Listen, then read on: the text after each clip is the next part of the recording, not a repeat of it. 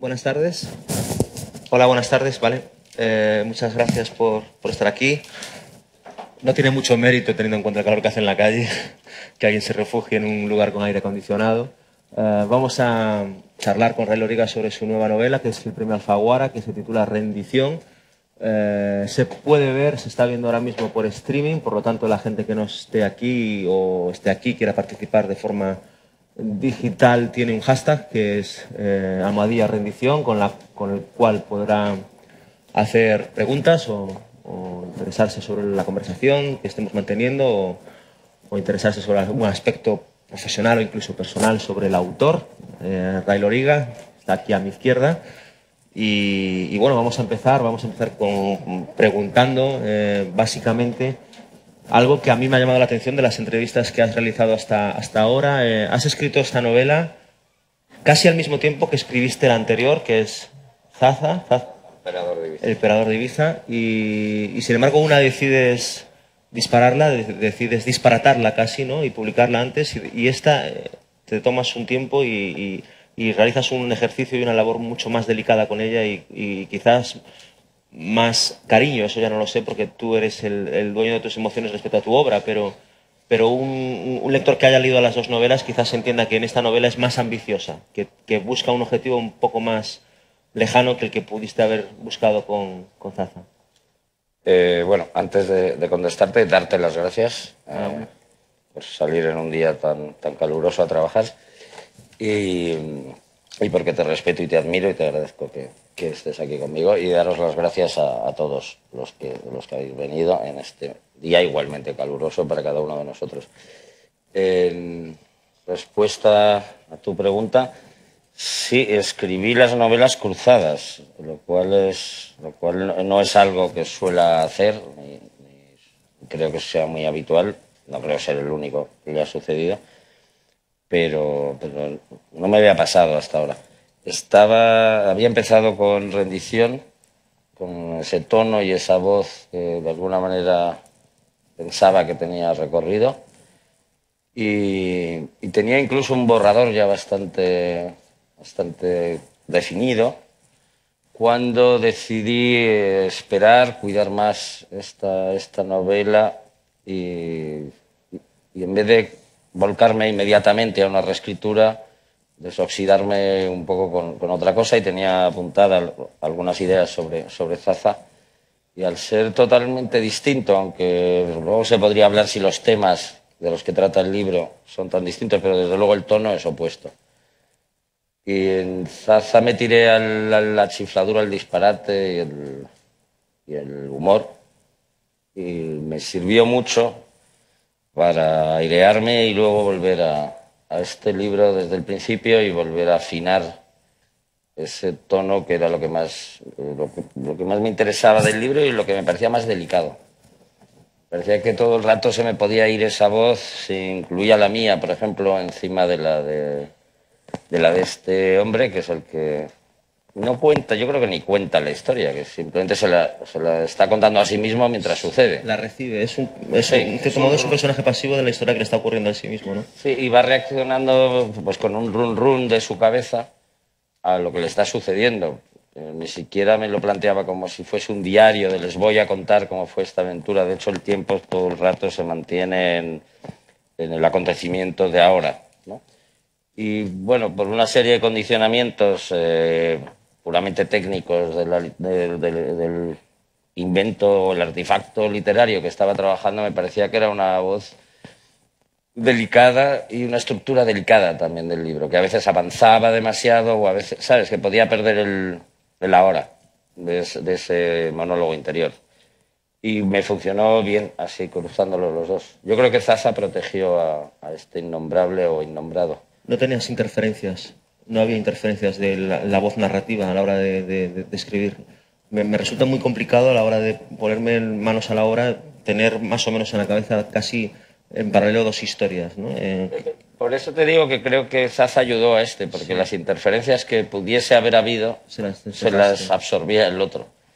Y entonces dejaba más limpio este camino. ¿En qué momento tú, que eres un tío que no tiene redes sociales, que estás, has mantenido una prudente distancia con la transparencia moderna de la ciudad de cristal que podría ser el elemento Facebook, el elemento Twitter, sobre todo el elemento Instagram. ¿En qué momento a ti se te ocurre de repente abordar un asunto tan moderno, entre comillas, como este? ¿Qué es lo que desata de repente un germen del argumento? No sé si alguna lectura de periódicos, si algo que has visto por la calle, alguna noticia. Todo eso, y una cosa es que yo no lo utilice personalmente y otra cosa es que no sepa que existe. No vivo en casa tampoco escuchando una radio de petaca ni con bombillas, ¿sabes? Estoy bastante atento a lo que sucede y me parece parte de mi trabajo. Y sobre todo de lo que me interesa. Entonces, a mí, esto es una cuestión personal, es como al que le gusta llevar sombrero y al que no. A mí no me interesa para mí. Otra cosa es que me interese que esté sucediendo. Y lo veo por todas partes, obviamente. En mis círculos más cercanos, en los niños, en los colegios, en cualquier grupo, en los grupos sociales, en los grupos familiares, en los grupos escolares, en los grupos universitarios, en los grupos políticos. Entonces, todo eso que afecta a nuestra sociedad de manera contemporánea, porque es el hoy y ahora, me inquieta, me interesa, me genera ciertas dudas, que son las que intento compartir un poco con los lectores, ¿no? De lo que a mí me está generando de inquietud.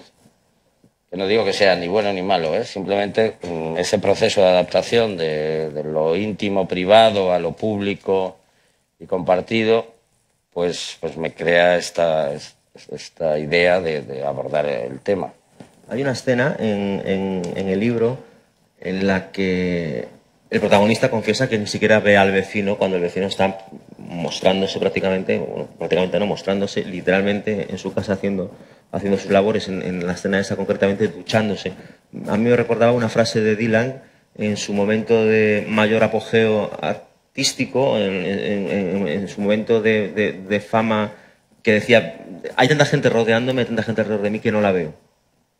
Este libro habla un poco de eso también. Llega un momento, y le pasa como en los conciertos de rock, ¿no? Que solo te fijas en dos tipos. Como las luces he estado alguna vez, nunca he sido rockero ni nada parecido, no sé tocar ni la mandolina ni el cajón, pero he estado alguna vez con amigos o lo que sea detrás, ¿no? En el propio escenario, y es verdad que las luces dan con tal fuerza que solo en algunos momentos determinados puedes ver a la gente que está debajo.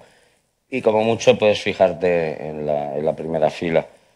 Yo creo que si no sería difícil también, ¿no? Enfrentarse a esa mirada de tantísima gente. Me refiero en un estadio, si haces un concierto en un club y vienen 4, pues hay 4, ¿sabes? Pero esa mirada de la masa sobre uno es difícil de aceptar. Y sin embargo, para mi sorpresa, en el mundo de hoy en día parece que cuanto más te vean, mejor te sientes de alguna manera, ¿no? Lo cual tiene la contrapartida de que luego hay que descifrar cómo te ven. Si te ven para insultarte, o te ven para admirarte, o te ven para curiosear, sobre todo. O solo por mera curiosidad, ¿no? Pero ¿tú no crees que cuando hay tanta gente mirando, uno al final se comporta como se comportaría en la intimidad? Es decir, pierde la perspectiva. Ya, a mí es lo que se me ocurre cuando pienso que puede haber muchísima gente pendiente de una persona en un escenario o en su vida privada porque la estás poniendo él mismo a través de una red social, que al final adoptas un comportamiento natural. Cuanta más gente tengas alrededor, probablemente sea más fácil esquivar la mirada de miles que la mirada de uno. Eso es verdad. Si te mira alguien a los ojos de cerca es mucho más intimidante de alguna manera. Puede ser que un grupo en el que las miradas se diluyen y las atenciones se diluyen de alguna manera.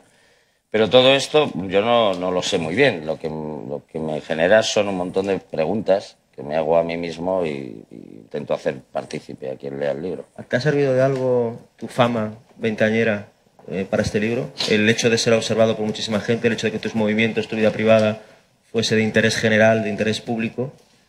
Bueno, lo llamaba Lou Reed Growing Up in Public, ¿no? En aquel disco, Creciendo en Público. Como empecé, sin el éxito de Lou Reed, evidentemente, pero como empecé muy joven y enseguida tuve una atención bastante grande por parte de los medios, aunque fuese a nivel local aquí en España, pues me tuve que acostumbrar a ir creciendo solo, pero en público. Y no lo había pensado, pero puede que sí, a lo mejor eso me haya servido. ¿Y eso no perturba el personaje, la persona? A veces uno no se comporta de acuerdo a lo que el público a lo mejor está esperando. El problema es ese, y para mí la clave es la palabra crecer en esa canción, no tanto público, en ese argumento de Lou Reed. ¿Cómo creces en público? Porque es como si un niño hace sus 3 primeras gracietas en casa y son muy aplaudidas, ¿no? Y el niño canta, o la niña, ¿no? O la niña canta y baila, o toca el piano, toca esa canción en el piano y todo el mundo la aplaude. Por buscar esa recompensa de ese aplauso en ese pequeño grupo familiar o con las amistades, puede pasar que el niño o niña en cuestión no crezca. Es decir, que repita como un monito buscando la satisfacción que produjo esa presencia y ese show concreto, ¿no?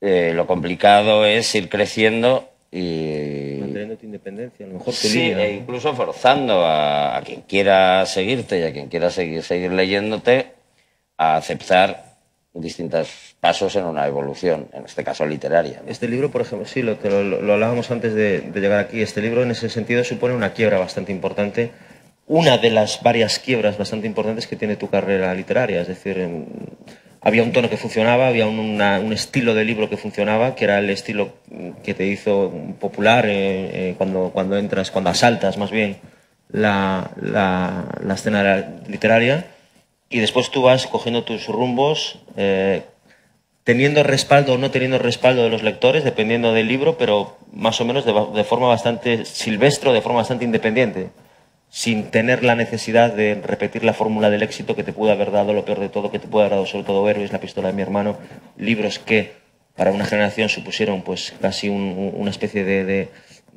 elemento fundacional de lectura, y en contra de lo establecido normalmente tú te vas y te coges tu propio camino.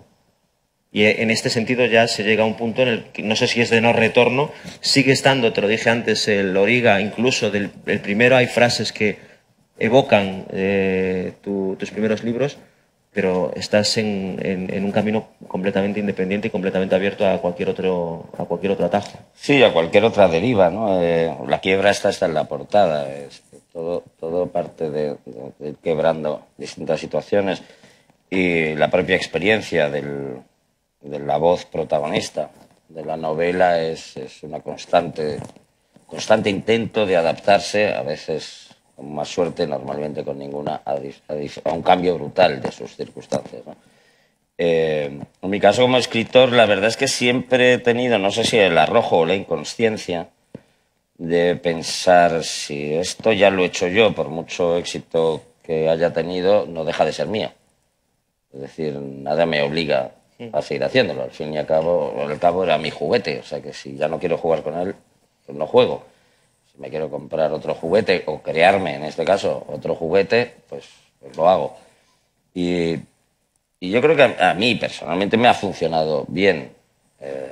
Como bien dices, a veces pierdes lectores por el camino,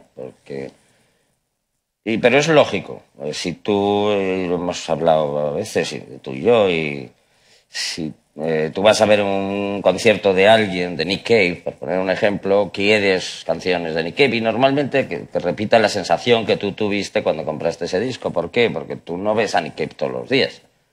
A lo mejor lo ves cada 5 o 6 años. Pero Nick Cave se ve a sí mismo. Pero Nick Cave se ve a sí mismo todos los días y entonces no podría soportar estarse cantando a sí mismo la misma canción a diario. Que es un poco lo que me pasa a mí como escritor. Me lo decía hace poco David Trueba, hablando de los futbolistas y los cantantes, que les obligan a ser jóvenes siempre. Los futbolistas llega un momento en el que ya no pueden serlo y se retiran, pero los cantantes tienen que seguir con 70 años cantando los éxitos de los 24, probablemente pegando los mismos saltos y diciendo que la chica lo dejó en el instituto y que quiere volver, ¿no? Con unos leggings y tal. Es verdad, son sus grandes éxitos, han marcado muchísimas generaciones y no pueden dejar de cantarlos. En ese sentido tienen que volver a tener 20 años, tengan el físico que tengan. Sí, porque en el fondo, claro, el lector, y en este caso el oyente de discos o el asistente a un concierto, es un cliente. Y el cliente siempre tiene razón. Y si el cliente quiere su canción, ¿cuántos conciertos hemos ido en la vida que hay 2, 3 canciones que son los que la gente, las que realmente tararea, las que de verdad se sabe? Y hasta que no llegan esas no se siente compensado por el pago de la entrada. Afortunadamente la literatura yo creo que tiene un poquito más de margen en ese sentido. También ha habido gente como Bob Dylan, que has citado antes, que independientemente de lo que le hayan insultado, porque a Bob Dylan la primera vez que pasó de acústico a eléctrico ya le llamaron traidor y le querían matar.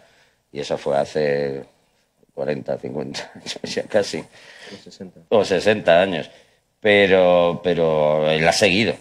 Y de hecho había una cosa que hacía Dylan, que era muy curiosa, que me gustó, me pareció muy interesante. En vez de dar conciertos 2 veces al año o grandes giras, se embarcó en esto del Never Ending Tour, el tour que nunca acaba y toca prácticamente todos los días en algún sitio. Y a veces en sitios no tan grandes, 1.000 personas, 20.000 personas. Y una vez le preguntaron a Dylan por qué hacía esto en lugar de hacer como los Stones, que cada 4 años hacen estadios, se forran, se van 4 años a Jamaica, uno, el otro a donde sea, lo vuelven a hacer 4 años después. Me dijo, porque a mí no me gusta esa admiración de la gente. Entonces mi idea era, voy a ir a sus casas a tocar todo el rato hasta que se harten de mí. Estaba muy bien traído.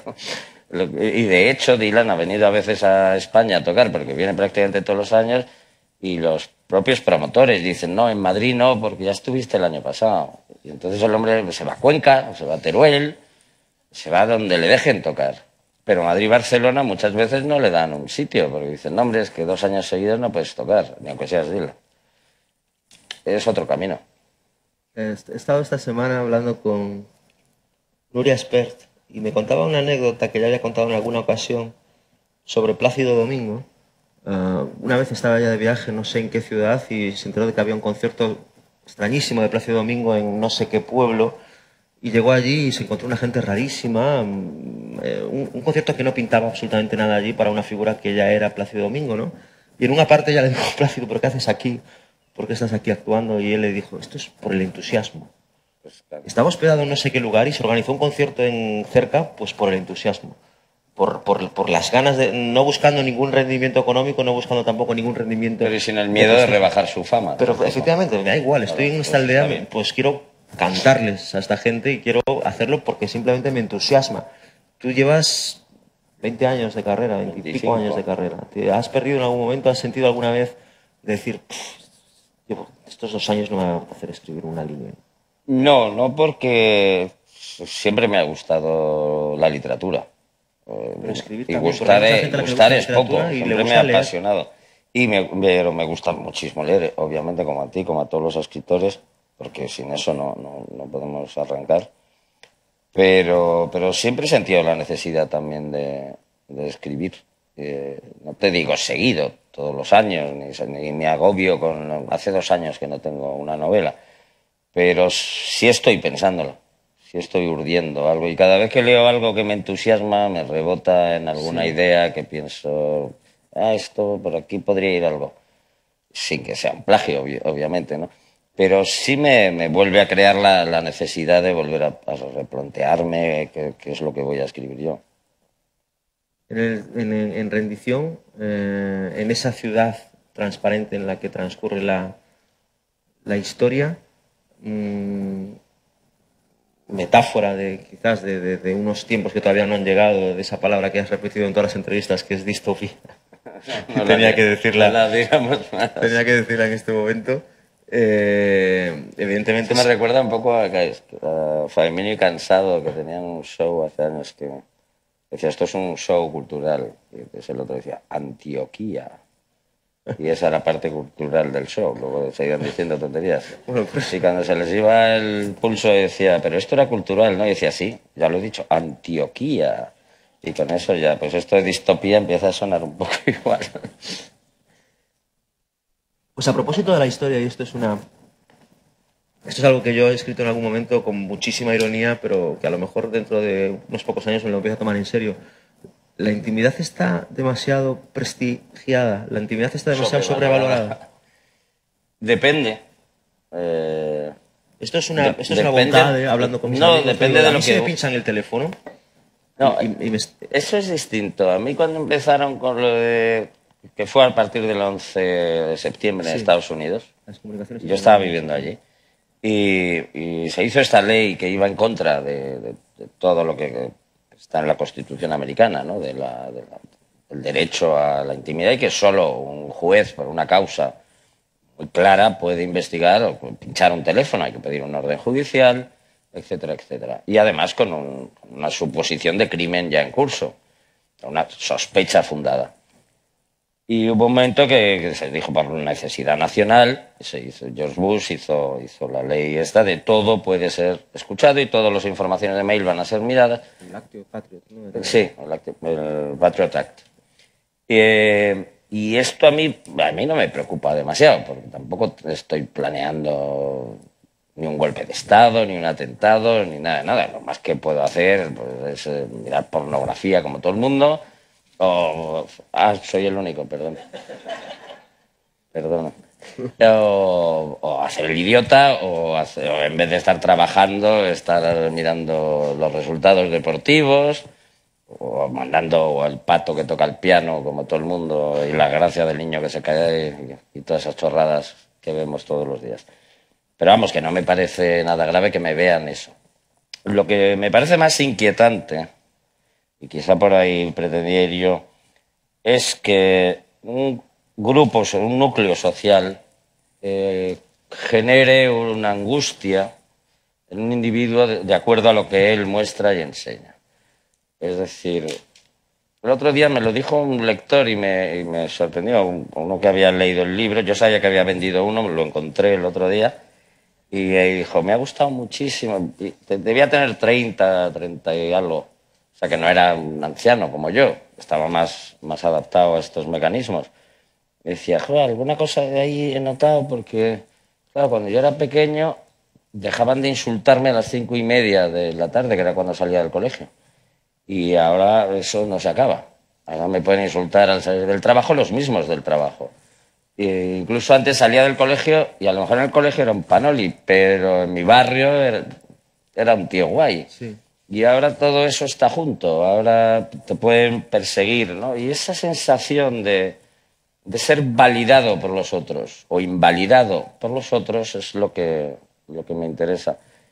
Por eso, más que de ciencia ficción, que no lo es, el término fábula me aplicaba mucho más, porque venía más de los viajes de Gulliver, que es un libro que me encanta, de Swift, como a todo el mundo, pero me obsesionaba la idea, incluso ya de pequeño, y creo que es de lo que trata el libro realmente, de qué sabe uno de sí mismo sin el reflejo de los demás.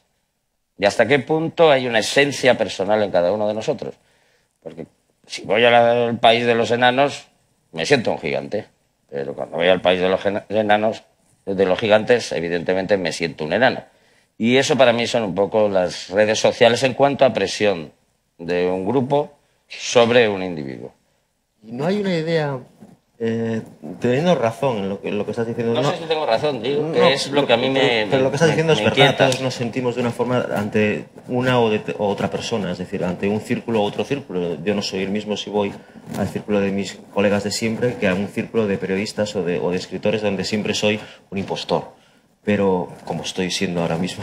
Sí, probablemente yo también. Pero esa impostura la hacemos tanto que también es parte hay una idea de libertad, y es una idea de libertad que además creo que también pueden dar las redes sociales, una idea de libertad que a lo mejor puede ser tóxica, que es ese chico que a lo mejor es el panoli, como tú dices, en un colegio, de repente llega a una red social y se ha respetado allí. Y sea un tío con una identidad doble y que ahí pues conserve un aura y que tenga un cierto prestigio y que se muestre a lo mejor más como sí mismo en la intimidad de su habitación que en un colegio o en un aula o en un Quizás círculo. ese es el éxito de los youtubers estos, ¿no? Que yo los veo por mis hijos. Que a lo mejor ese mismo que es el súper gracioso en su cuarto, es verdad, o súper graciosa y que pues, baila y se troncha y se pasa el mundo un poco por la montera. En su clase era el apocao, el callado. Sí, es otra ventana de oportunidad. Ahí estoy de acuerdo contigo. Por eso digo que no tengo nada en contra. Simplemente me pregunto, y por cierto, no es nada que no se haya inventado antes. Es decir, que antes uno estaba juzgado por su barrio, por el patio de Corrala, por su grupo, por su familia o por su ámbito laboral directamente, ¿no? Con lo cual, lo que pasa es que esa exposición se ha atomizado y también se ha masificado. Bueno, ahí cualquier anónimo ahora mismo puede ser el tema del momento en una red social por una frase mal dicha o por una metedura de pata. Claro, no es lo mismo que en ese círculo estrictamente privado de tus amigos, de tus conocidos o de tu clase, a que de repente la gente, los usuarios de un país te conviertan en un asunto casi a quemar o a triturar. Sí, bueno, un hazme reír. Pero el título Redención, te he leído que estuviste a punto de llamarlo Redención. El cambio es bastante grave, de redención a rendición. Quiero decir, el significado no es... En realidad lo dije en una entrevista porque se había equivocado el entrevistador. Ah, sí. Y soy muy educado y dije, bueno, también podría haber sido... O sea, pudo haberlo llamado Desmadre a la Americana y dijiste, bueno, también lo pensé. Claro, no, también lo pensé, toga. No, lo dije solo por eso. El título siempre fue Redención. Ahora, es verdad que pienso que y esto es una idea mía personal, cada lector lo verá a su manera, que dentro del desastre de este individuo, que va de mal en peor, camina hacia una epifanía final. No voy a contar el final, evidentemente, pero creo que sí hay una directriz hacia una epifanía, incluso que él no esperaba, pero que creo que se produce. Me llama la atención el título precisamente porque no es muy habitual en ti. No sé si también tiene que ver con romper ciertos esquemas. Lo del título tan corto así, sí. Tan seco, tan... La verdad es que salió así desde el principio. Pensé... Me habías dicho hace poco que titulabas primero, que tienes que saber el lugar que habitas. Cuando he podido, sí. Y tengo las dos experiencias. He tenido libros que salió el título antes que la novela entera. Tokio ya no nos quiere. Ese título me salió, me gustó muchísimo y dije, ahora ¿Cómo te sale ese título que me gusta? Pues no lo sé. Si te digo la verdad no lo sé, pero no había estado en Tokio todavía. Y de hecho me fui a Tokio para poder escribir el libro. Dije, si lo he llamado así tendrá que salir Tokio en algún momento. Pues me van a preguntar en las entrevistas si he estado en Tokio y tendré que decir algo. Hombre, me lo podía haber inventado, pero necesitaba un poco la experiencia de estar allí. Pero ese me salió y no me acuerdo muy bien. Porque imagino, ahora dándole vueltas, que siempre me gustó mucho ese título de Scorsese, Alicia ya no vive aquí. Y no se parece demasiado, pero sí en el sonido algo debió rebotar por ahí y se me ocurrió lo de Tokio ya no nos quiere. Otras novelas, la primera, que te lo contaba el otro día, lo peor de todo, el título fue lo último que puse y ya íbamos a ir a imprenta. Y menos mal que lo cambiaste, ¿eh? Y menos mal que lo cambié, porque el otro era tremendo. El japonés antropófago. Un japonés antropófago. Y Bertolo me decía, está chiflado, la novela está muy bien, pero el título es de idiotas. Cosa que me recuerda a lo raro que es esto de los títulos, como los títulos de bandas de rock y todo eso, porque mi buen amigo Coque Maya, cuando hicieron Los Ronaldos, no existía Ronaldo, ni Ronaldinho, ni el otro Ronaldo. Y yo soy amigo de él desde años A. Y le pregunté, ¿cómo diste con eso de los Ronaldos? ¿Cómo se te ocurrió? Y luego ha habido tantos Ronaldos. Y dice, pues fue una última votación entre los de la banda y alguien dijo, los Ronaldos, no me acuerdo quién fue, y al final, de todos los títulos que teníamos, estaban los Ronaldos y mi favorito, que era Aldavillo Cultural. Y yo, joder, Coca, yo hubiese acabado tu carrera.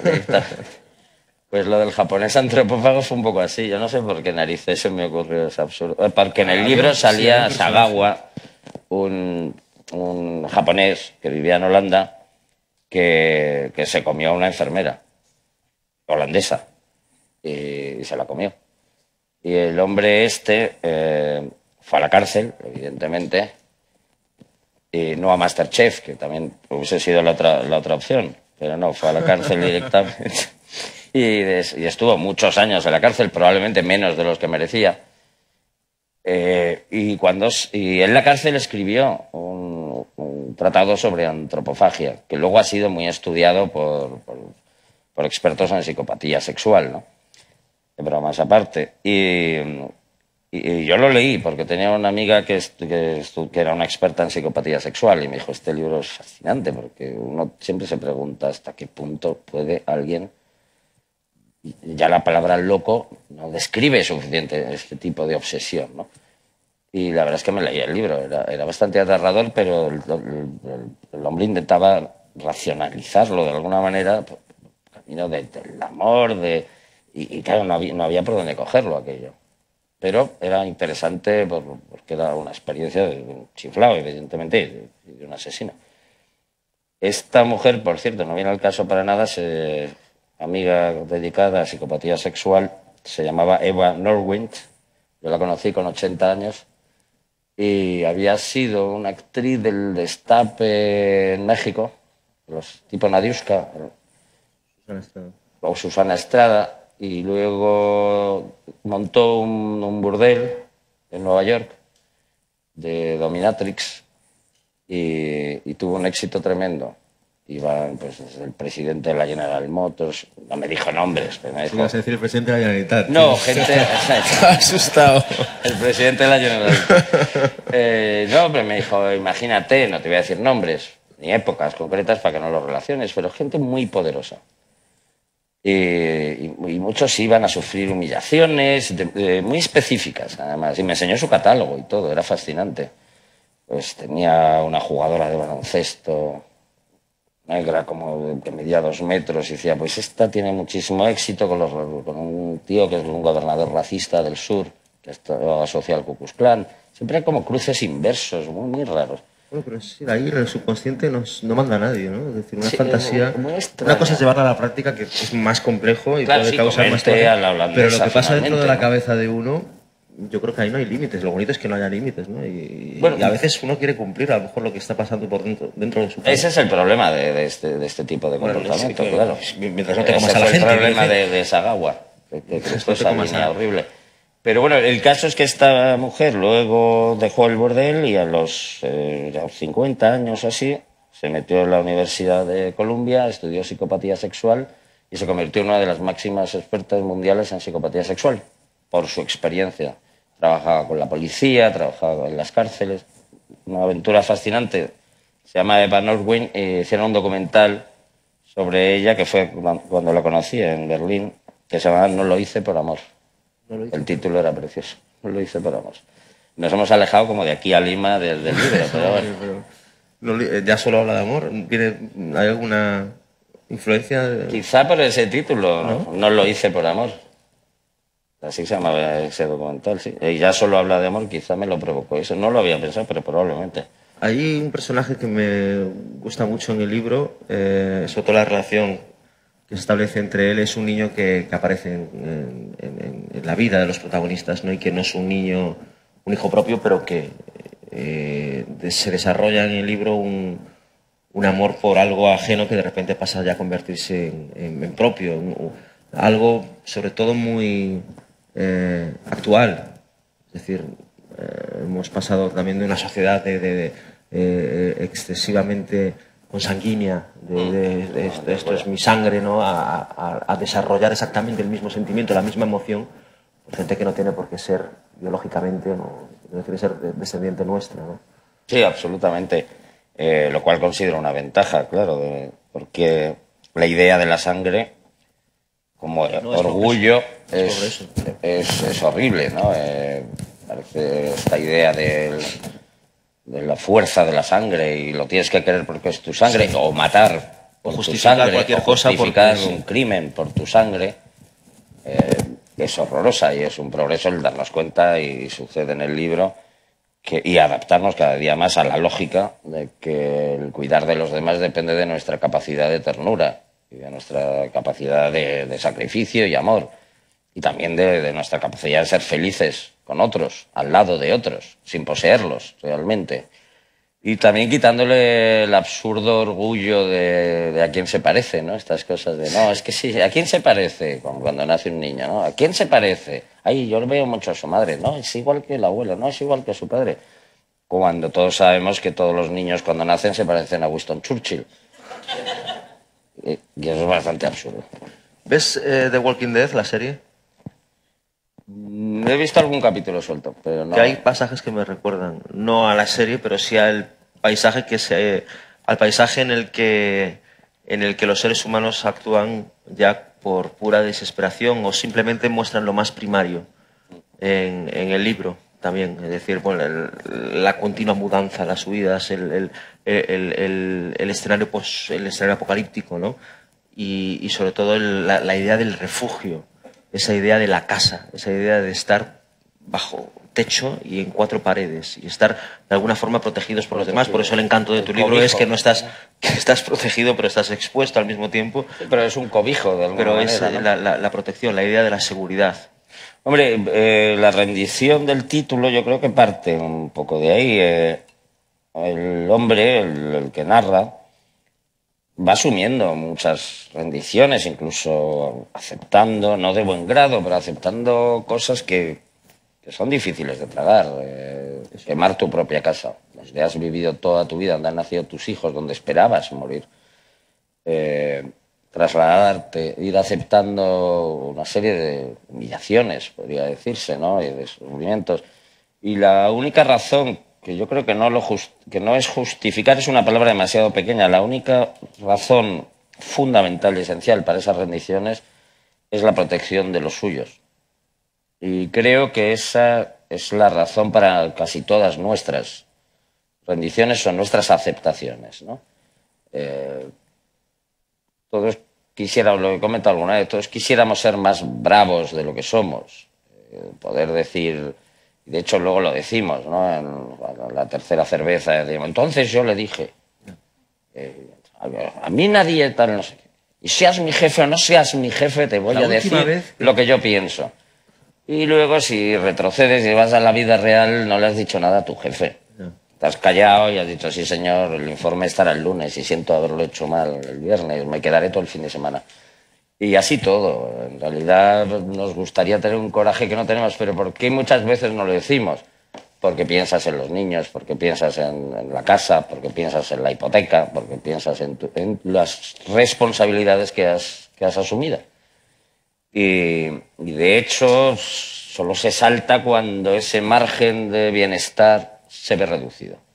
Ahí es donde normalmente saltamos lo que quede de fiera, salta, y digo incluso socialmente, ¿no? Lo vemos a diario cuando se revuelve nuestro caldo de los sociales porque hay una reducción de nuestro sistema de bienestar. Si ese sistema de bienestar está suficientemente acoplado según estábamos a gusto, más o menos, con nuestras vacaciones, nuestras historias, no sé qué, es muy raro que salga ninguna fiera, ni ningún ideólogo, ni nada que tenga el sueño de mejorar una situación, ¿no? Y yo creo que en eso estamos todos bastante cerca. Bueno, acabas de hacer un diagnóstico político bastante certero, ¿no? En el momento en que nos tengáis con trabajo, nos tengáis con un cierto sueldo, nos tengáis con los chavales estudiando, más o menos podemos estar quietos, pero en el momento que empiece esto a irse por el barranco, vamos a ir a la calle, vamos a... Bueno, la revolución de 1917 es cuando les tocan el estómago, no les tocan... Lógico, es decir, cuando empieza el hambre, ¿no? Y lo que ha sucedido aquí, en cierta medida, y lo que está sucediendo, y lo que vaya a suceder, o pueda suceder, yo creo que no me quiero meter en camisa de 11 varas, ni bastante tuvimos ayer y anteayer. Yo creo que estamos todos ya un poco fritos de todo esto, aunque tendremos que seguir en ello. Pero surge fundamentalmente todo un movimiento de una realidad social, es decir, un tanto por ciento increíblemente alto de paro juvenil. Negarle a toda una generación el derecho y la dignidad a tener un trabajo y ganarse la vida e incluso poder tener sus propias condiciones más o menos dignas y sobre todo la autoestima, ¿no? De poder hacer algo en la vida con tus sueños, con tu trabajo, con lo que hayas estudiado. Y son esas reducciones de bienestar las que hacen, las que provocan las revoluciones o por lo menos las revueltas. Una pregunta antes de que empiece a preguntarte cosas el público. ¿Qué echas de menos de ti mismo, de hace 20 años? Pensé que decías de mí mismo en general, que la lista esa era enorme, ser más alto, que no se me caiga el pelo. No, de algo que ya has sido, de algo que ya has escrito. Lo tenía muy malo. De algo que tú tenías y que a lo mejor tú crees que has perdido. Hombre, cierta inocencia a lo mejor. Sí. ¿Llegaste a tenerla? Supongo que sí, porque empecé a escribir muy joven. No sé si inocencia o... Es que no lo sé, porque iba a decir arrojo, pero también me parecía arrojado y arriesgado. Casi me parece más arriesgado girar a estas alturas de mi carrera y de mi vida que empezar a escribir una novela, porque al fin y al cabo, tú eres escritor también, cuando haces lo primero, total, piensas que lo mismo no te lo va a publicar nadie, pues haces un poco lo que te da la gana. Tienes poco que guardar ahí, ¿no? Pero si acaso no lo sé, no me echo mucho de menos de antes, la verdad. No me echo de menos ni de ayer. Asumo que las cosas van por ahí, ¿no? Es como, tampoco miro las fotos del pasado y digo, pues, estaba más joven. No miro para atrás normalmente sin ira ni con ellas. Me lo contaste, me dijiste simplemente no miro para atrás. Que tenías una virtud y que eras, en ese sentido, una especie de rara avis que podría ser de no tener rencores, ¿no? De vivir sin... Claro, pero quizá porque tampoco los tengo hacia mí mismo, por lo cual no los tengo hacia nadie. Es una forma también de conducirse por la vida, ¿no? Pues, la mía ha sido así, pero no es una decisión tampoco. Supongo que está en la naturaleza de cada uno, ¿no? Hay personas que no es nada malo ni bueno, hay personas que le dan más vueltas a las cosas sucedidas, ¿no? No tenía que haber tomado esta decisión, o aquí me equivoqué, o eso que ya te has equivocado, poco remedio tiene, ¿no? Pues tira para adelante. Pero vamos, ya te digo que no es ningún acto heroico tampoco. Cedo la palabra a gente del público que quiere hacer preguntas. No sé si también tenemos por streaming algún internauta que haya hecho alguna. Buenas tardes. Hola, buenas tardes. Mi nombre es Luis, enhorabuena por el premio. Gracias. Y bueno, tengo, si es posible, dos preguntas. La primera es... Espero que sean a mí, porque... Sí, para ti, Ray, para ti. Bueno, la primera, no quiero que entres en opiniones políticas ni nada, pero sí quiero escucharte, porque creo que eres un hombre con buena cabeza, incluso creo que serías un buen presidente de gobierno. Sí, pero hoy se cumplen... Seguro. Hoy se cumplen 40 años de haber tenido las primeras elecciones democráticas, y tú que eres un hombre que construyes mundos en tus novelas, en tus libros, ¿no?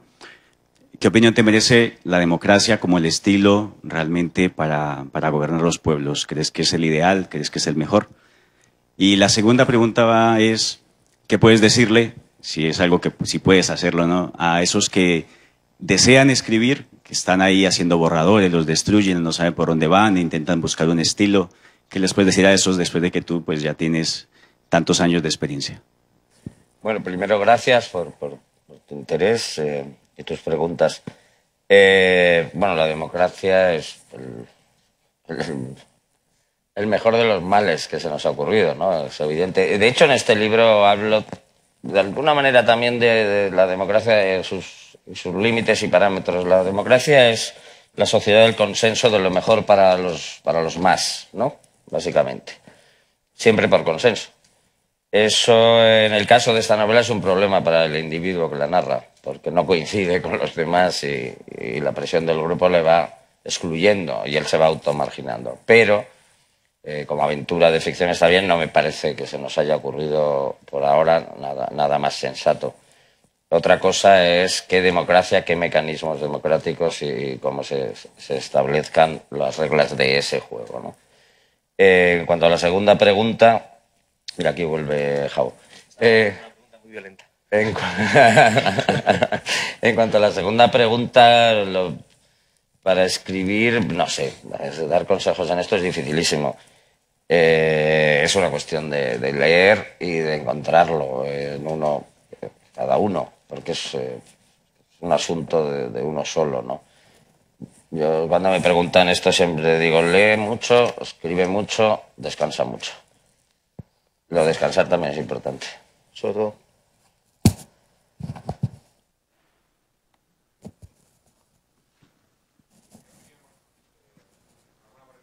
Gracias. Desde luego, me sorprende que hayas tenido o sea, me encanta que tengas una carrera tan larga y si tú cuando escribiste tu primer libro pensabas que ibas a llegar tan lejos, ¿no? 26 años escribiendo, ¿no? Y luego, sobre todo, ¿qué recuerdos tienes, ahora que la nostalgia nos ocupa y tal? Porque hace poco vi el documental de Generación Cronin y tal. ¿Qué recuerdos tienes de esa época que parecía que iba a romper todo, ¿no? Que ibais a ser una generación. ¿Qué ha quedado? Porque yo creo que de la Generación Cronin el único que queda eres tú. Bueno, no me gustaría ser yo quien diga No, eso. porque, por ejemplo, Mañas sigue, pero me refiero que tú has estado muy activo, ¿no? Bueno, lo que tengo que opinar sobre eso lo dije ya en su día y en ese documental, ¿no? Yo no me sentí nunca parte de tal generación, primero porque había empezado a publicar antes y yo solo. Había otros escritores que publicaban, Luisa Castro, Ignacio Martínez de Pisón, Francisco Casabella, que justo no se asocian a este movimiento y que curiosamente eran los que estaban más cerca de mí, eran mis amigos. Y ya los había leído. Pisón fue tu buen amigo, me dijiste, ¿no? Pisón, muy buen amigo desde el principio, Félix Romeo. Ninguno realmente de los que eran mi círculo se asociaban con los que luego supuestamente habíamos formado una generación. Con lo cual no tenía un contacto directo. Yo los conocí luego pues en sitios, en actos literarios, en festivales que nos hemos cruzado y nunca he tenido ningún problema con ellos. En cuanto a tu primera pregunta, que es muy interesante, si esperaba que iba a llegar tan lejos, te diré, y esto te lo digo honestamente, esperaba que iba a llegar más lejos. Te lo digo de verdad. Aclara, ¿a dónde? Sí, porque cuando uno se pone a escribir un libro, piensa que va a ser Joseph Conrad. Si no, ¿para qué narices lo haces? Otra cosa es que no lo consigas. Pero creo que hace falta una sana ambición a la hora de escribir. Yo nunca me planteé, voy a escribir un librito a ver si... Es una mezcla de cosas, porque al mismo tiempo estás temeroso de que nadie te lo publique jamás. Pero el impulso de escribir parte de la admiración muy grande a escritores a los que tienes en un altar y tú quieres estar ahí. Con lo cual creo que todavía no he llegado ni a lo que soñaba cuando empecé. Y lo digo sinceramente, ¿no? Y no creo que sea nada malo. Pero es que no puedes Si te pones a jugar al fútbol, aunque estés en segunda o en tercera, tú lo que quieres es ser Cristiano Ronaldo, Messi. No se puede escribir pensando que lo mejor ya lo has escrito, ¿no? No, porque si no, ¿Para qué ponerte a escribir? Claro, si no, no escribiríamos nada. O pensando, no, a mí con tener una vidilla así de escritor poco conocido en mi pueblo me vale. A mí con eso no tiro, ¿sabes? No me anda la moto.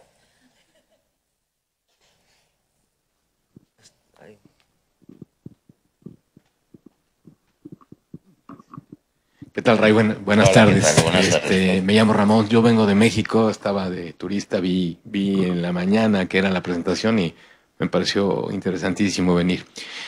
Te quisiera hacer dos preguntas.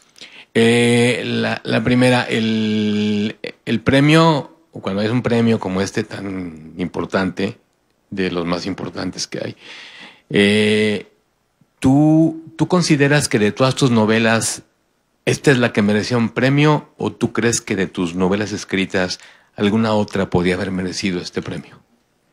No me lo he planteado. Gracias, Ramón, lo primero por venir y por perder tiempo en tu visita a Madrid aquí conmigo, con nosotros. El sábado seré yo un turista en tu país porque me voy el sábado, a México. No lo sé, no me lo he planteado. Esta es la única novela que he presentado a un premio, con lo cual tampoco he tenido opciones de ganarlo con otra. Sinceramente, las otras novelas las he publicado en editoriales, en esta editorial también, en los últimos años. Y bueno, aquí pensé que quizá esta novela, y no sé muy bien por qué, probablemente también por las fechas, porque encajaba con las fechas en las que se convocaba el premio y otras veces no ha coincidido. Pero no he pensado... Hay otras novelas mías que me gustan, si es lo que me preguntas. Tokio ya no nos quiere, es una de las que más me gusta. Trífero me parece una novela muy interesante. pero no he pensado si esta merece más el premio que otra. Pero gracias por la pregunta. Bien. Y la segunda pregunta es, ¿te gustaría que el lector, o qué te gustaría que se quedara en el lector después de este libro? ¿Qué cambios en el lector o qué forma de verla, una forma de ver la vida diferente o ver algo que no había visto? ¿Qué te gustaría que fuera la esencia de lo que el lector lograra al final de leer tu libro? Hombre, es difícil de decir, ¿no? Porque el libro siempre está hecho de dos, ¿no? Uno lo escribe y el lector lo recibe a su manera y a veces lo asocia con sus propias experiencias o con sus propios anhelos o con sus propias derrotas. Me conformo con que me acompañe esta voz, que no es estrictamente la mía, sino la voz que yo he inventado, que me acompañe en ese viaje por esas dudas y a ver si algunas de estas inquietudes, como decía al principio, coinciden con las suyas o a lo mejor al contrario, a lo mejor va en dirección totalmente opuesta. En cualquier caso, y esto también te lo digo, cuando escribo un libro lo que más me interesa es la escritura. No tanto el mensaje o lo que vaya a contar, sino la calidad de la propia escritura. Entonces, porque estos son artefactos literarios, ¿no? Y es la literatura lo que más me importa. Entonces tampoco me he planteado nunca escribir un libro para contarle a alguien cómo debe vivir su vida o qué debe pensar respecto de una cosa o de la otra, sino que mi trabajo fundamental es la textura de la escritura, la propia escritura. Pues muy bien, muchas gracias. Gracias, y felicidades. gracias a ti, Ramón. Felicidades.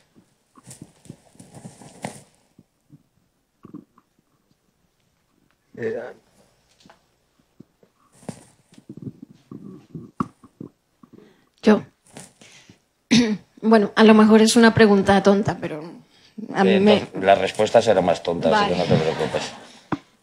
Al leer el libro, a mí me surgía la pregunta de por qué este personaje se rinde se rinde en el amor que siente por esa mujer y sé que hay algo químico en el agua y tal que le disminuye su Libido, por decirlo de alguna manera. y su iniciativa de luchar por el amor, pero también tiene un lazo de amor con el niño que ese sí como que lo intenta mantener de alguna manera, y luego con el policía este señor que se conoce en el bar.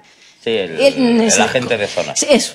Como que no cuentes demasiado. Vale, ¿no? como que necesita los lazos sociales, igual. Como que siente que necesita el lazo, y el principal sería el amor. Y justo se rinde ante el personaje más estúpido, que es, el que aparece ahí en la familia. Bueno, en fin. ¿Por qué se rinde ante...? Bueno, ¿por qué se rinde? Porque si llegas a casa y tu mujer está abrazada a otro hombre, tienes dos opciones, pero no rendirte lucha, o ¿sabes? rendirte. Así que tiene poca opción ya el hombre.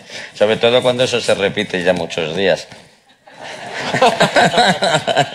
Uno puede ser que puedes luchar, pero ya si se hace costumbre... Pero sí, se agarra al niño porque necesita un lazo de humanidad, de alguna manera, ¿no? Y algo que le recuerde a lo que fue su vida, supongo. Me gusta mucho esta frase que está relacionada con la disciplina de nuestro trabajo, del nuestro y de todo el mundo. Él tiene un empleo de mierda. Y tú dices, todo en esta vida hay que hacerlo con atención y cuidado. Y llevar un gusano de excrementos no es una excepción. Totalmente. La disciplina me gusta que todo tenga una regla, incluso para hacer trabajos trabajos de una fantasía, de una fábula. Cuando él llega, y no quiero destripar demasiado, cuando él llega a la ciudad con su mujer, él lo cuenta, ¿no? Dice, nos dieron trabajos dignos, eso sí, acorde a cada una de nuestras capacidades, ¿no? Con lo cual a su esposa la ponen de directora de una biblioteca y a él le ponen a llevar excrementos para que luego por combustión van creando energía, ¿no? De reciclaje de excrementos. Esa es su capacidad en ese momento, con lo cual ese es el trabajo que le dan. Sobre todo porque lo que él hacía ha dejado de tener uso en esta nueva sociedad. Él era un hombre de campo, de cultivo, de caza, todo actividades que no existen en esta sociedad más avanzada de la que hablo, con lo cual el trabajo más digno que le pueden dar es este. Y el hombre pues se aplica con cierta dignidad por aquella cosa también que un poco de, como decía mi abuela, ¿no? Hay que barrer bien. Todo hay que hacerlo bien hasta barrer. Esa dignidad de antaño, ¿no? que tenían nuestras abuelas, de hacer lo que fuera, pero que la dignidad estaba en hacerlo bien, aunque el trabajo no fuese demasiado maravilloso. Cosa que puedo dudar incluso. Hola Manuel, hola Rey. Te quería hacer una pregunta corta. ¿En algún momento, escribiendo este libro, te has planteado escribirlo como una rendición hacia los nuevos escritores que vienen? Es decir, que ese sentimiento de fracaso era tuyo. ¿Los qué? No, o sea, me refiero. Es que a mí me ha parecido leyéndolo... Tú no sabes que soy del Madrid. No nos rendimos ante nadie. Leyendo el libro me ha parecido que veías como las oleadas de lo que viene, como lo que siempre va a acabar derrotando a lo que estaba antes. No, hablo más desde un punto de vista vital. Pero entiendo tu pregunta, bromas aparte. Nunca he considerado en este oficio de la escritura que los demás pudiesen ser mis enemigos, ni mis coetáneos, y mucho menos los futuros escritores que vengan, ¿no? Este es un trabajo de a uno. Te diré por qué, porque uno de los deportes que hice de crío, de hecho de los que más me gustaba, era la natación, porque no era muy alto y no podía prosperar mucho en eso, porque cada vez los nadadores son más largos, por envergadura de brazada, etcétera, etcétera. No, y primero porque llegan antes, porque un tío de 2 metros llega antes que tú, hagas lo que hagas. Pero aún así entrenaba con empeño en natación y recuerdo que mi entrenador de natación, cuando hacíamos competición, siempre decía: nunca miréis a la calle de al lado. Por eso está marcado por corchos, porque el otro no puede meterse por tu camino. Tú nadas contra tu tiempo. Y si giras la cabeza, pierdes hidrodinámica, pierdes tiempo. Con lo cual es un acto inútil. Y eso es lo que yo pienso en el oficio literario. Jamás me he puesto a mirar al de al lado a ver qué bien le iba, o a ver si uno caía y entonces yo subía. Esto es una cosa de uno por uno. Y da igual las edades, siempre me he llevado muy bien con los escritores más mayores que yo y con los más jóvenes que yo. Con lo cual nunca he tenido esa sensación de competencia. Tenemos por Twitter 2 preguntas. La primera de Verónica Barbero, que te pregunta si tienes pensado volver a la dirección del cine. Y la siguiente, te digo las dos ya seguidas, Billy Piper, te pregunta cuál es tu rutina de creación, si sigues alguna. Vale. En cuanto al cine, dirigir sí, tenía un proyecto por ahí, pero es complicado financiar un proyecto y me parece bien que así sea, ¿eh? No soy de los que me quejo, nadie tiene por qué darte dinero para hacer una película. Pero es complicado. Pero bueno, sí he seguido en cine porque Agustí Villaronga, un director que me encanta, el director de Panegra, por ejemplo, y Detrás del cristal, o El niño de la luna, está ahora mismo rodando una película que el guión lo he coescrito yo con un guionista inglés. Y está ahora mismo, creo, la 6ª o 7ª semana de rodaje, o sea que no he abandonado el cine. Y en cuanto al proceso de creación, o el proceso de trabajo, porque creación me suena demasiado grande, pues es bastante sencillo y aburrido, yo diría. Es una disciplina bastante constante, basada en los horarios naturales, por ejemplo, de llevar a mi hijo a la parada del autobús del colegio, tomarme un café, abrir los periódicos, leerme 6, 7, 8 periódicos todos los días y luego, no todo, pero sí tener varias referencias y luego pues empezar a leer algunos libros que siempre tengo en la cabeza, como que pueden no estar muy alejados del tono en el que estoy trabajando o lo que sea, simplemente para darme un poco las ganas y luego escribir hasta más o menos hasta la hora de comer, o las 4, o comer más tarde, o las 5, depende del día. Hay días que que te sale algo, hay días que son muy frustrantes, pero así todos los días, prácticamente todos los días, pues te va cundiendo algo, algunas veces a un ritmo y otras veces a otro, pero vamos, es bastante rutinario. Pero no lo es porque en tu cabeza estás en otra cosa. ¿Lo cuentas por palabras? ¿Por folios? Normalmente, bueno, voy mirándolo todo, ¿no? A veces cuando empiezo, a veces me engaño con el cuerpo para que parezca que he escrito más, como hacemos todos, ¿no? Digo, ya llevo una página y luego lo pones a cuerpo 12 y dices, pues llevas un párrafo, idiota. Pero oye, te tienes que animar. Y los márgenes estos así. Y los márgenes vas apretando. Pero luego un día te das cuenta que tienes una novela más o menos. Y luego entra el trabajo de corrección y corrección y duda. ¿Más escribes? Corto mucho, sí. Sí, voy cercenando, la verdad. Siempre lo hago así. ¿Por qué lo hago así? Porque a veces, antes de saber realmente si una idea o una zona concreta del libro va bien encaminada, tengo que llegar a explorarla. Darle la oportunidad. Luego, si veo que no funciona, pues la quito, pero es más fácil así que no quedarme dudando mucho tiempo si ir por ese camino o no. Me refiero a cosas que a lo mejor implican 2, 3 páginas, 4, 10, 20, y luego digo, no, esto la verdad es que no está muy bien traído. Y a lo mejor algo de eso se queda, algo de eso te sirve, y hay otras que se van yendo. Cuando escribí la primera, lo peor de todo, escribía a máquina. De hecho, las 3 primeras las escribía a máquina. Y recuerdo que iba marcando, porque era muy rollo escribir a máquina, porque cuando te gustaba la mitad de una página y la otra no, la cortabas, la pegabas otra vez, de ahí lo de cut and paste. Y entonces lo tenías que pegar con pegamento, luego le hacías una fotocopia para que tuviese mejor aspecto. Digamos que había un trabajo manual ahí que era un poco pesado. Y recuerdo que a veces, si una página no me gustaba, para no hacer todo eso, la quitaba directamente. Decía, esta no ha sobrevivido, por no estar ahí recortando. Entonces sí, siempre he quitado bastante. ¿Y tú? ¿Yo? ¿Tú quitas o no? ¿Quitas o pones? Yo no llego todavía a tener la vocación esa de escritor de largo aliento. Estoy acostumbrado a artículos, a reportajes, entonces mi distancia es muy corta.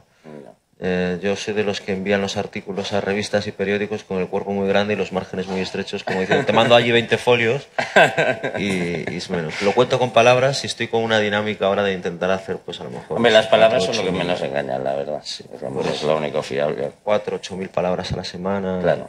Y luego tengo la desventaja de mis horarios, yo escribo de noche, de madrugada. Tú escribes de noche. Yo empecé escribiendo de noche. De madrugada. Las 3, 4 primeras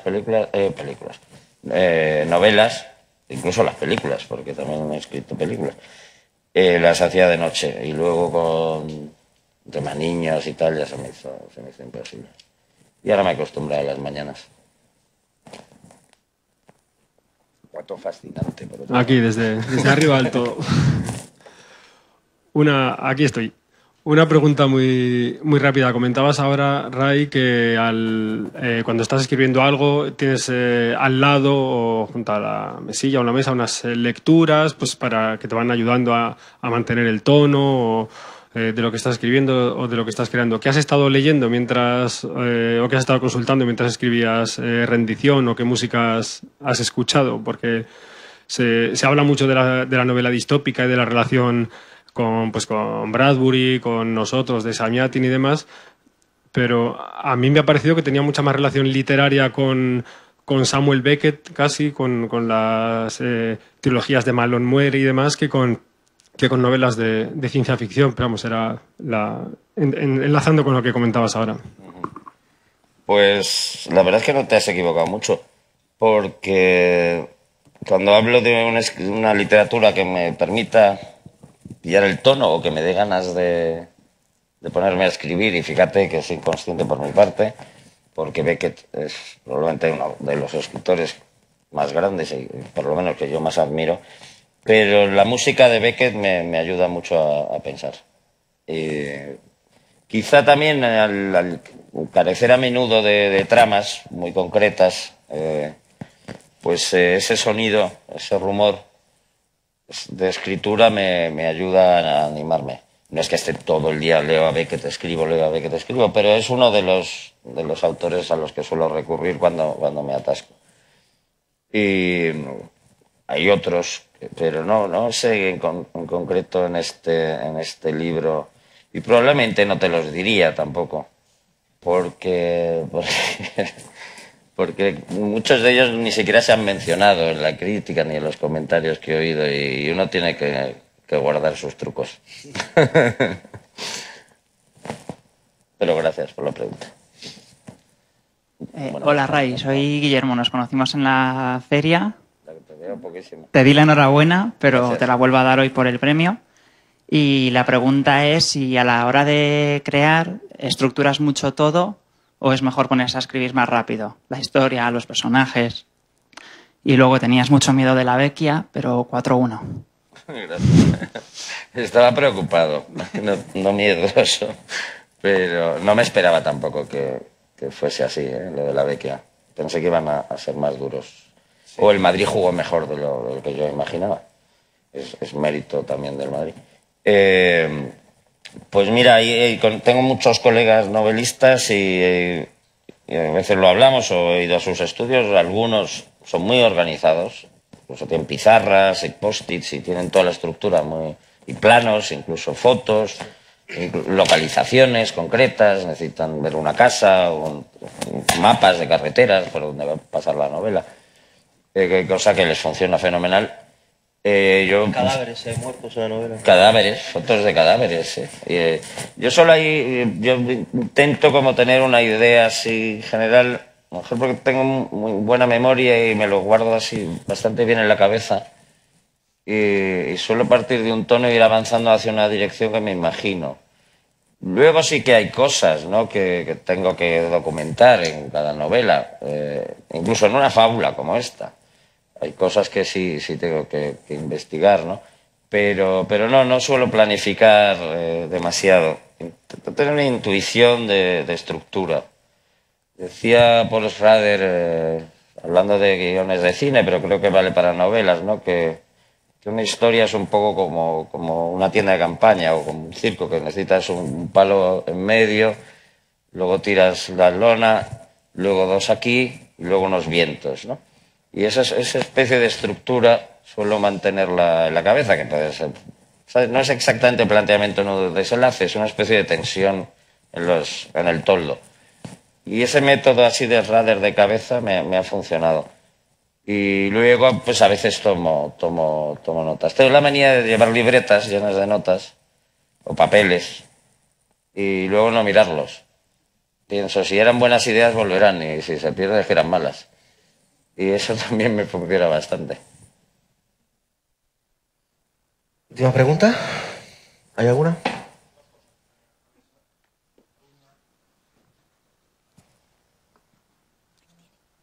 Gracias. Decía que dos cosas me venían a la cabeza. La una maldad, que la dejaré para la última en instancia, pero la primera, el pensamiento, la creatividad, incluso el amor y el silencio son donde se cimentan la obra, el oficio de juntar las letras. ¿El oficio, perdona, de...? De juntar las letras. Sí. Sí, es curioso. Este oficio te lleva a dos circunstancias totalmente opuestas. Es el oficio de un solitario y de una persona silenciosa. Se escribe solo y en silencio. Y eso puede durar 3, 4 años o 2 o lo que dure cada libro. De hecho, las personas que te rodean, tu propia familia, ¿no?, pues dicen, pero bueno, es que es como si no estás aquí, estás todo el día en sí mismo. Incluso cuando sales del sitio de escribir, si estás con una novela, estás un poco a lo tuyo. Y luego esto otro que estamos haciendo aquí, que es totalmente lo contrario, que es lo que estoy haciendo ahora con la promoción, que es estar todo el día hablando. Y es muy raro de asimilar, la verdad. Pero es verdad que es el oficio de la soledad y el silencio, tanto el de leer como el de escribir, ¿no? A veces uno escribe, tú mismo lo has contado, has escrito un libro más... Normalmente escribes libros más grandes de los que publicas porque cortas, editas, suprimes y luego te hacen tantas entrevistas que tienes que empezar a hablar y hablas tienes en transcripciones a lo mejor muchísimas más páginas que el libro. Sí, eso es extraño y yo diría que no muy saludable. No es saludable. Pero por otro lado hay que hacerlo porque te gusta que tu libro llegue a cuantos más lectores mejor, ¿no? Pero, y luego hay una cosa que va por el camino que tú dices, que afinas tanto lo que querías decir en el libro que básicamente ya está dicho.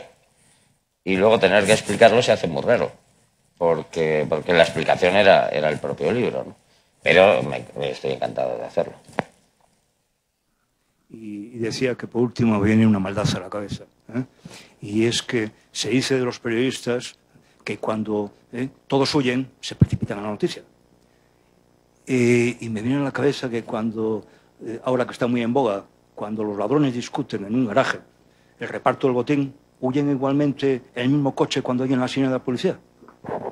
¿Cómo? Ahí me he perdido. No sé, es que no he escuchado bien el final. Que decía que lo del garaje, he llegado hasta el garaje. Que los ladrones cuando discuten el reparto del botín en el garaje, huyen en el mismo automóvil cuando oyen la sirena de la policía. ¿Si huyen juntos? Sí. Bueno, normalmente cuando reparten el botín, sí hemos visto... Si ya está el botín repartido, no cada uno por su lado. No se meten en el mismo coche. Pero normalmente, según las películas... Y si llega la policía, huyen todos menos uno, que es el que se chivó. Siempre hay que desconfiar del último que se va. Bueno, y normalmente los botines no se reparten, se va asesinando uno por uno hasta que el más listo se lo lleva todo, ¿no? Como el tesoro de Sierra Madre. Bueno, muchísimas gracias, en cualquier caso. Gracias. Gracias a ti, sobre todo.